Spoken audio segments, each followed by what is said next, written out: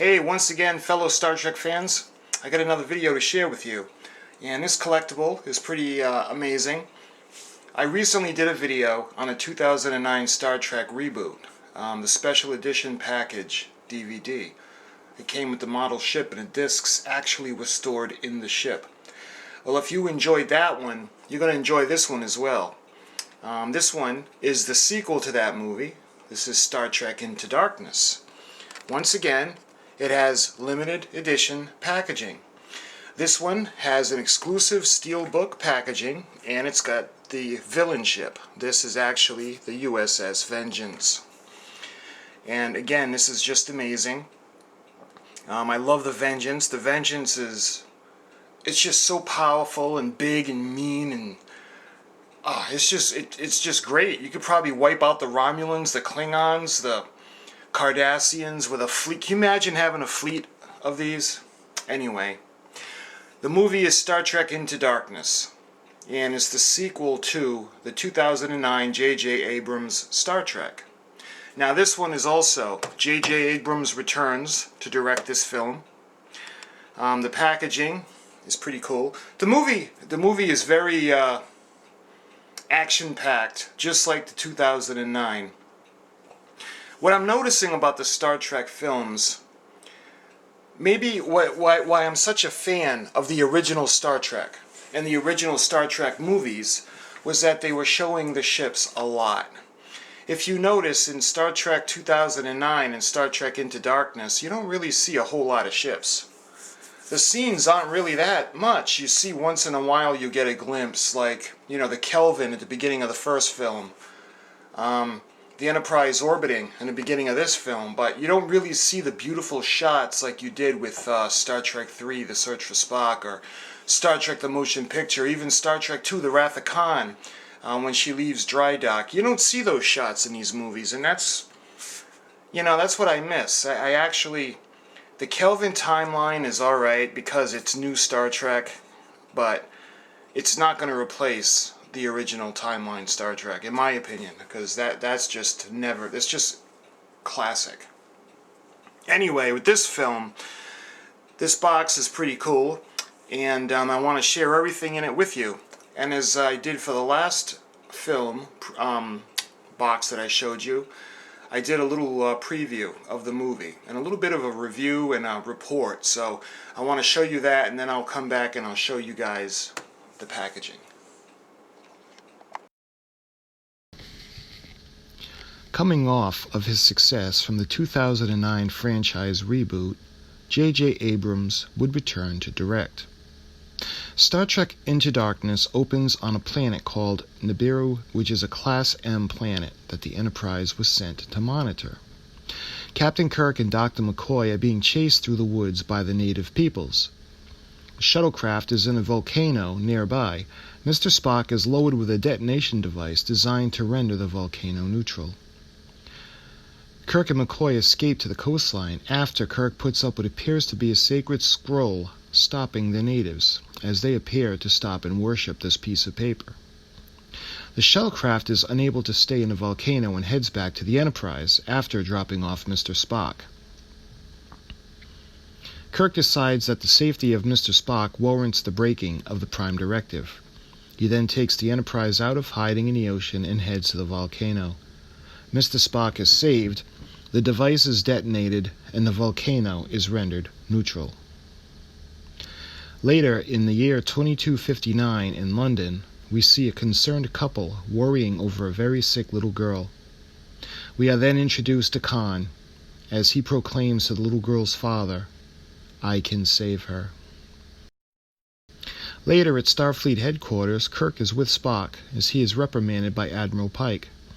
Kirk had lied on his log in order to save Mr. Spock, and was angry when Spock was brutally honest in his report, essentially hanging Kirk out to dry. Admiral Pike informs Kirk that he is taking command of the Enterprise away from him, citing that he is not ready for the responsibility. While Kirk is sitting in a bar, Admiral Pike joins him and informs him that he himself will assume command of the Enterprise, and Kirk will be kept on to serve as his first officer. Mr. Spock will be transferred to the U.S.S. Bradbury. Admiral Pike is then ordered to report back to headquarters. He takes Kirk with him. Headquarters would be attacked by a flying craft. Kirk would see the pilot while he was in the process of disabling the craft with a fire hose. The pilot would then disappear as the craft would fall to its destruction.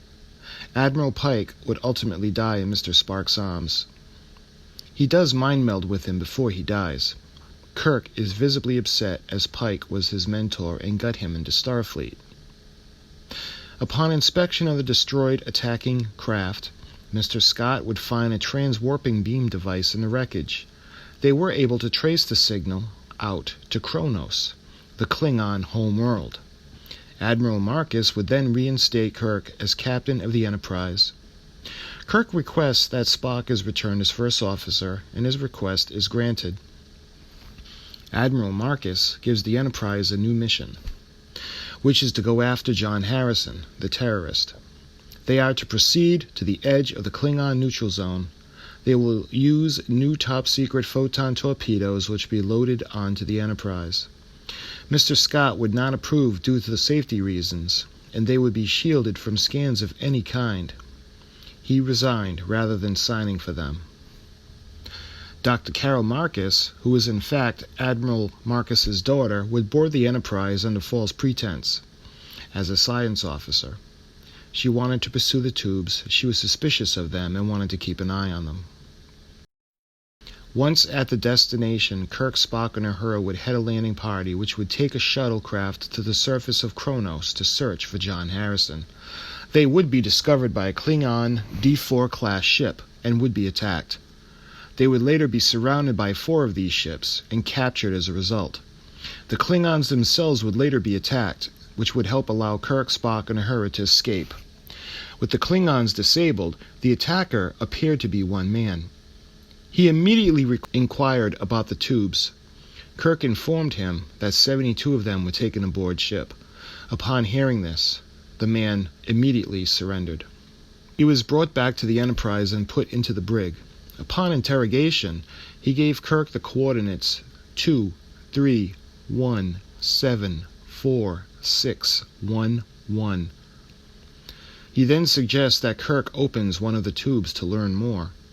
Spock informs Kirk that Marcus is the Admiral's daughter and boarded the ship under false pretense. She has knowledge of the tubes and takes a shuttlecraft to the planet along with Dr. McCoy to attempt opening a tube in a safe environment. The tube is ultimately discovered to contain a humanoid being, which has been cryogenically frozen. We later see Mr. Scott, who has been since reassigned, delivering items to a project near Saturn. We later find that this is in fact the construction of the U.S.S. Vengeance. Kirk learns that John Harrison is a fictitious name. The man's name is in fact Khan. He was revived to help Admiral Marcus in creating both warriors and warships superior to any enemy Starfleet would face. Admiral Marcus had a vision of a highly militarized Starfleet. Kirk also learns that the Enterprise warp failure would be a result of Admiral Marcus's attempt to start a war with the Klingon Empire.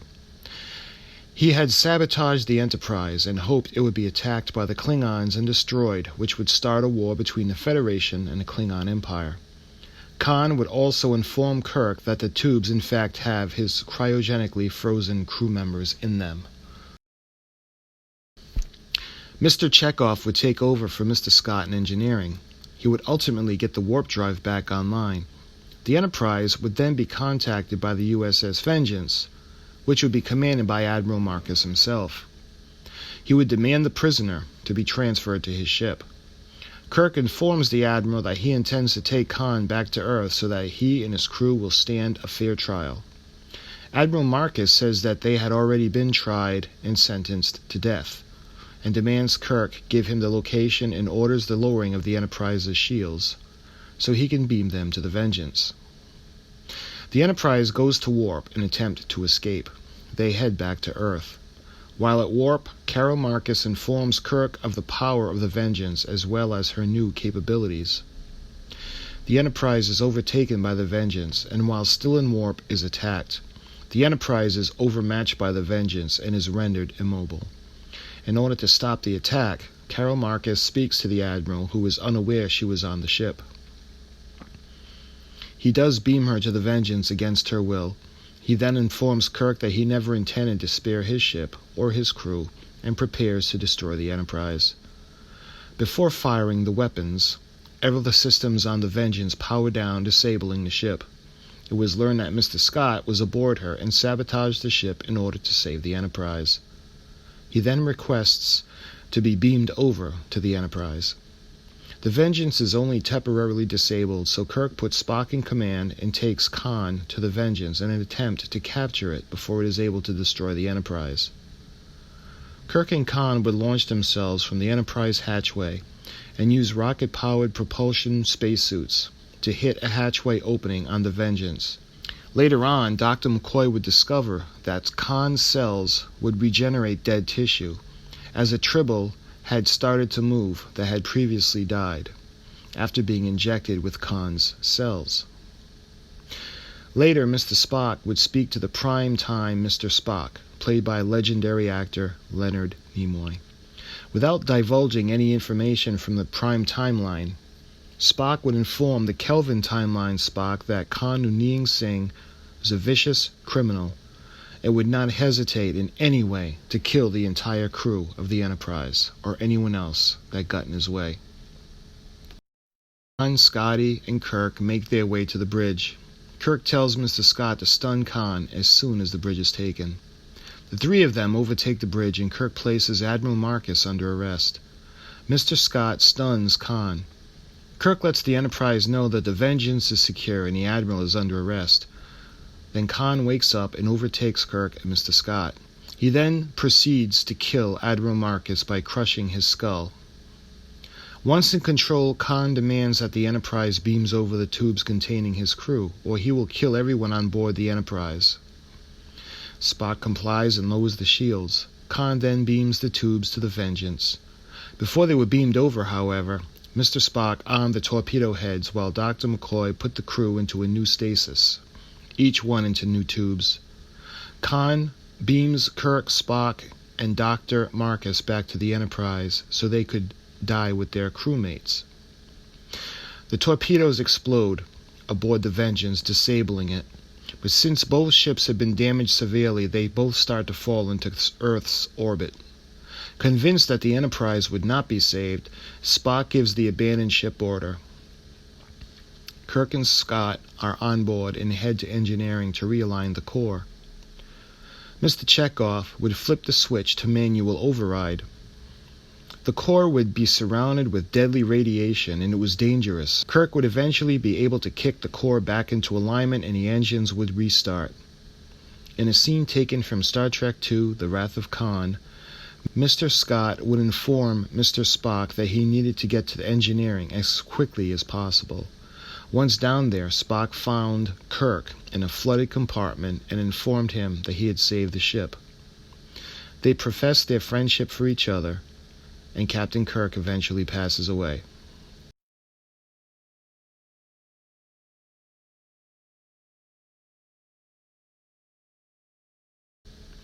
Meanwhile, the U.S.S. Vengeance is still falling to Earth. Khan, however, alters its course to crash into Starfleet headquarters in San Francisco. The Vengeance ultimately splashes down in San Francisco Bay and crashes into the city before coming to a stop. Khan would survive the crash. The Enterprise would be unable to beam him up, so Mr. Spock would beam down to go after him. Meanwhile, Dr. McCoy, after seeing the recent deceased Tribble come back to life, puts Captain Kirk's body into stasis to preserve his brain function. Dr. McCoy would say that he needed Khan alive to help save the captain. Uhura would beam down to where Khan and Spock were fighting and stun Khan until Spock is able to overpower him. They all were beamed back to the Enterprise. Captain Kirk would regain consciousness after a couple of weeks after Dr. McCoy was able to use Khan's cells to regenerate his. Khan would be put back into stasis with his crew, and the Enterprise would be repaired and rechristened. Kirk, Spock, and the rest of the Enterprise crew would then embark on its famous 5-year mission. Okay, so let's take a look back at the packaging itself. You can see it's got Khan on the cover. I don't know if that's a DVD case. It looks like it's kind of pushed in on the inside, which is unfortunate. And it's kind of pushed in the front. But this is the way it was shipped to me, so that's unfortunate. It's sealed, so it hasn't been opened. You can see the front. You can also see the Vengeance. That's the Hot Wheels version, I believe. Limited edition. And the pictures on the front, you can see the ship comes with a stand and the DVD, the case, the steel book, and you got the photographs. You got, looks like Kirk, like when he was running through planet Nibiru, is that what it was called? To try to get away from the natives. This shows Mr. Scott. I don't know if that's he's running towards to try to fix the core when the Enterprise is falling into orbit or not. I'm not sure. You see Mr. Spock. That's when he was in a volcano, and he thought he was going to be stuck there to die. And that's before the bomb would detonate and the Enterprise would save him.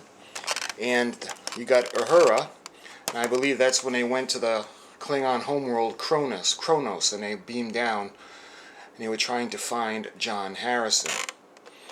Again, it's Blu-ray plus digital copy plus the DVD, and it shows you the kit, the set that it comes with.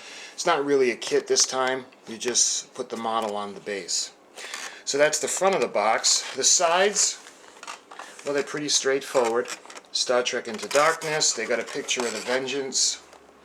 Same thing on both sides. And you got the back of the box. Large picture of Khan. You got Mr. Spock. Looks like he's being transported somewhere. Captain Kirk is in his chair. And you got Uhura. Again, it shows the special edition features. The DVDs, the cases, the ship. And it's got some information on the box as well. J.J. Abrams, Star Trek Into Darkness is the best reviewed blockbuster of the year. When a ruthless mastermind known as Khan, played by Benedict Cumberbatch, declares a one-man war on the Federation, Captain Kirk, played by Chris Pine, Mr. Spock, played by Zachary Quinto, and the daring crew of the U.S.S. Enterprise will embark on the greatest manhunt in history. It will take all of their skills and teamwork to defend Earth and eliminate Khan's threat in this sleek, thrilling epic. Packed with behind-the-scene featurettes and more, including The Enemy of My Enemy, the ultimate look at Khan Noonien Singh, ship-to-ship filming, the extraordinary space jump sequence, and the Klingon homeworld recreating the legendary species.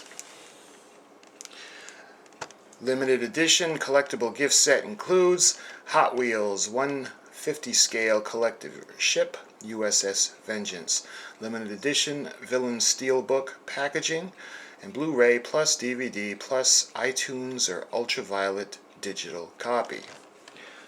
Rated PG-13. Let's see if it's got a... This was released in 2013.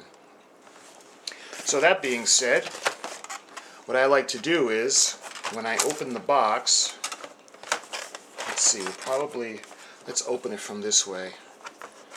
I like to use a knife and slice in to the seams. So let me go ahead and do that right now. Alright, I like to keep the plastic on, but unfortunately, the way the box is, instead of being vertical, it's horizontal. So anyway, I still save the plastic as much as I can. We can put that aside. And the first thing I'd like to show you is the model.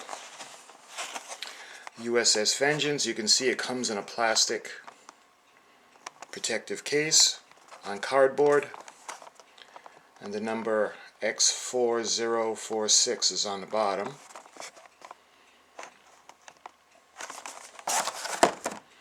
And to show you the case itself, which is nice. It's a really nice case. It feels like metal, hence the metal case. You can see it's got a picture of Khan on the cover. After the Vengeance crashes. And on the back is Khan in his irons. When you pop it open, you've got both discs inside. And you got a little booklet. And when you take the discs out, let's see, I'll show you the background.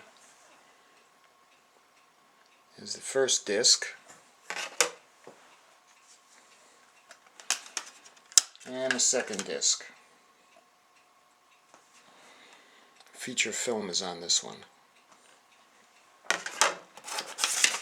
And you got the ultraviolet, talking about the digital copy, and you've got the other things from Paramount. Again, I'll put up pictures because the pictures make the detail really stick out. And it's got the background of Khan. I think that's when he was in the holding cell of the brig aboard the Enterprise. And that's the background.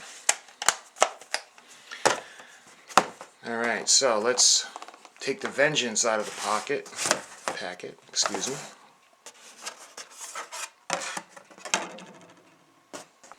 Alright, it comes with a little plastic tray to keep it safe. You can see the Vengeance. A beautiful ship. I did a video on the Vengeance, the smaller Hot Wheels, like the car size Vengeance. That one was about maybe half the size of this one. This one's a little bit bigger. It's metal on the primary hull. Parts of the secondary hull are metal. And then it's vinyl for the nacelles and the nacelle pylons.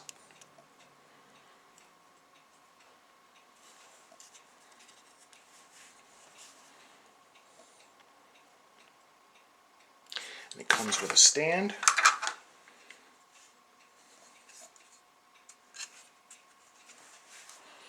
Real nice stand.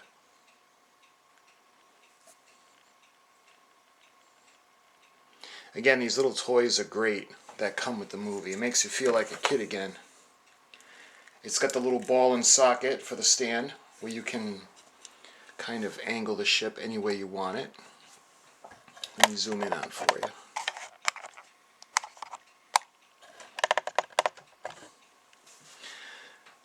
Let's try to make it look like she's flying.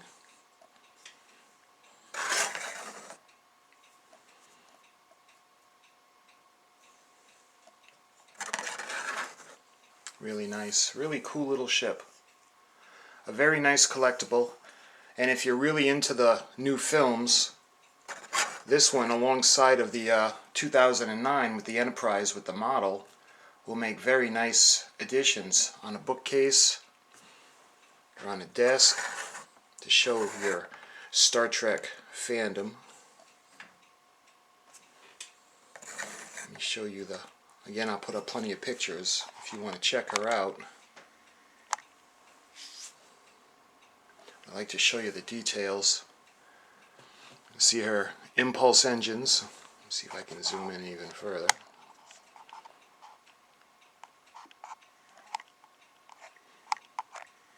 You see the rear where the shuttle bay would be.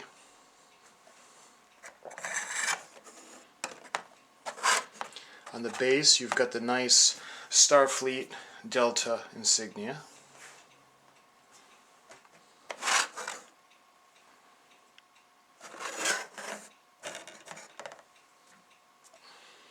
Let me show you the side where Kirk and Khan actually went in.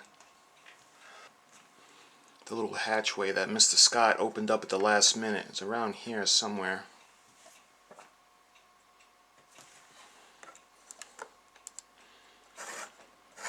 But again, this is really nice. Oh, we don't want to destroy the Vengeance. Khan did that. So my friends, this is another one,